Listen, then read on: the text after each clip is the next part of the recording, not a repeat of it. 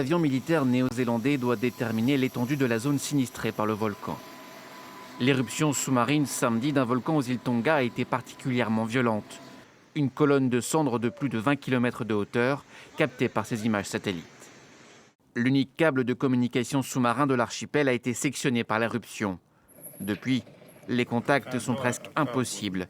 Le réseau Internet et téléphone ne devraient pas être rétablis avant 2 semaines minimum. Il y a énormément à faire.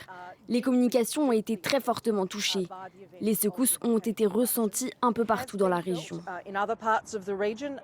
En Nouvelle-Zélande, des familles sont toujours dans l'attente de leurs proches vivant dans l'archipel des Tonga.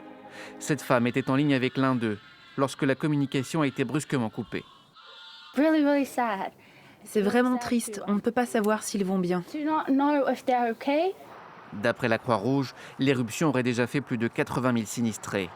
L'Australie et la Nouvelle-Zélande se préparent à envoyer une aide humanitaire sur place. Nous savons déjà qu'il y aura un besoin urgent d'eau potable à cause des retombées des cendres volcaniques. Celles-ci vont causer de sérieux problèmes pour l'approvisionnement, puisqu'aux îles Tonga, la plupart de l'eau potable provient de l'eau de pluie. L'éruption très violente a été entendue à plus de 10 000 km jusqu'en Alaska, de l'autre côté du Pacifique. Au Pérou, 2 femmes sont mortes noyées après qu'un tsunami a déferlé sur les côtes, les premières victimes officielles de l'éruption.